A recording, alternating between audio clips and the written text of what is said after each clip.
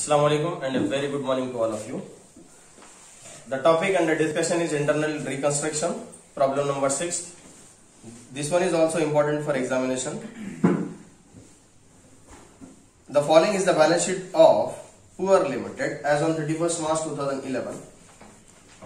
With a view to reconstruct the company, it is proposed to.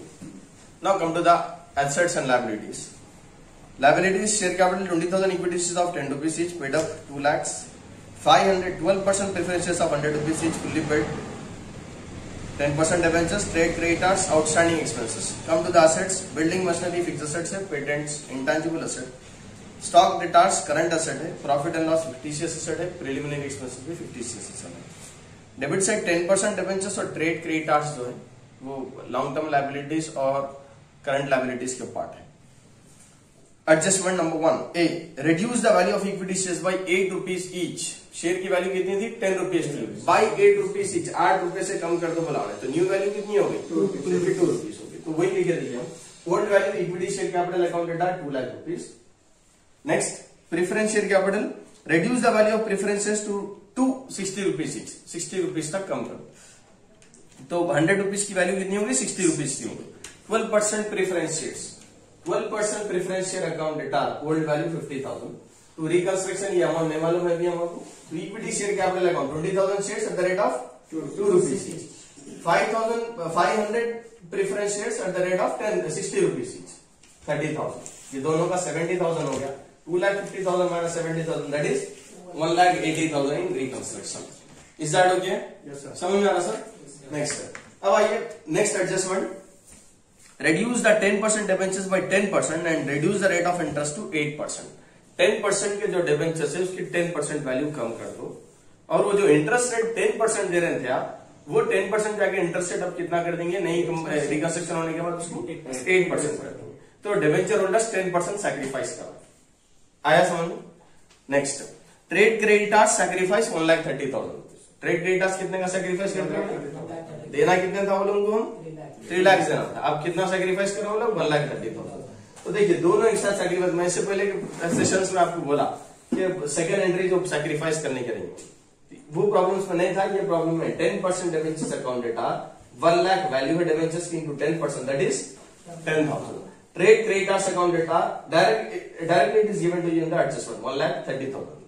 ये दोनों sacrifice करने में तो हमारे लिए रिकंस्ट्रक्शन में आ गया 1,40,000 का, राइट? हो गई बात. नेक्स्ट देखिए, appreciate the value of buildings by 20%. Buildings की वैल्यू 20% इंक्रीज होगी, मतलब अप्रिशिएट होगी. अप्रिशिएट होगी, डिप्रिशिएट हुई तो आप लास्ट एंट्री में लिख रहे हैं. अप्रिशिएट बोले तो उसकी रिवर्स एंट्री पास करेंगे, कोई भी एसेट रहने दीजिए. Land and buildings account data to reconstruction account, amount is 2 lakhs into 20% दैट इज 40,000. Next adjustment, last adjustment, write off all fictitious and intangible assets and reduce machinery by 60,000, stock by 10,000 and create provision for 5,000 rupees and carried out. You are required to give necessary journal entries and balance sheet after reconstruction. 5,000 अगर नहीं है वहां पर तो लिख लीजिए आप, printing mistake हो, 5,000 रुपीज है. प्रॉब्लम नंबर 6 है, page number C7. Problem number 6th problem C7. Next, reconstruction account data. Reconstruction में कितना पैसा है, कैलकुलेटर पे 1,80,000 प्लस 40,000, 2,20,000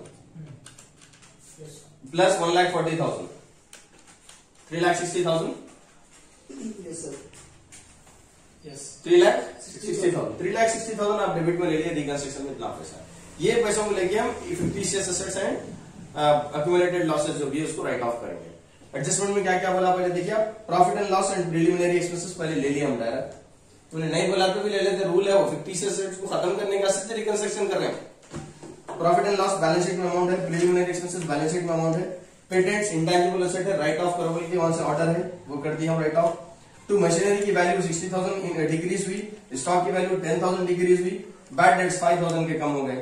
उसके बाद दो बराबर नहीं हो रहे हमारे पास डेबिट में. यहाँ पर 3,60,000 है और यहाँ पर जो आ रहा वो यहाँ तक 3,10,000 आ रहा. 3,60,000 माइनस 3,10,000 बैलेंसिंग फिगर है 50,000. समझ नहीं बात. reconstruction account is fully utilized to write off all the fictitious assets and accumulated losses, and remaining balance is transferred to capital reserve account. Come to the balance sheet. Balance sheet में क्या करेंगे हम? Equity share capital new value से लेते जाएंगे यहाँ से 40,000 30,000 preference shares की 30,000 new values. Is that okay? कोई डाउट है इसमें? Reserves and surpluses capital reserve का अमाउंट कहां से आया? 50,000 यहाँ से आया. Capital reserve reserves and surplus अब तक नहीं था, इससे पहले के प्रीवियस प्रॉब्लम में. नेक्स्ट नॉन करंट लायबिलिटीज में long term borrowings that is 8% debentures.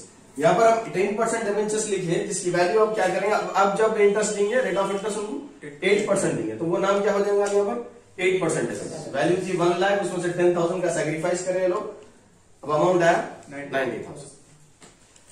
Next current liabilities trade payables यानी कि क्रेडिटर्स 3 लाख सैक्रिफाइस करें 1,30,000 का, हम डिडक्ट कर दिए उसको तो ऑर्डर कॉलम में 1,70,000. आउटस्टैंडिंग एक्सपेंसेस ये बैलेंस शीट में है 50,000, total 4,30,000 liability side.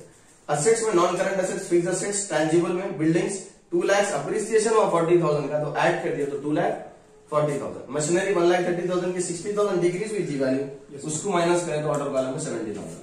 Current assets में इन्वेंटरी स्टॉक की वैल्यू 10,000 कम हो गई थी, 80,000 में से 10,000 माइनस करें अमाउंट इज 70,000. ट्रेड रिसीवेबल्स का अमाउंट 55,000 माइनस, उसमें डेटास में से 5,000 को माइनस करें हम तो 50,000 अमाउंट होगा. Total amount is 4,30,000 total assets. ये भी आपको एग्जामिनेशन प्रॉब्लम है, इंपॉर्टेंट है. Thank you for watching this video.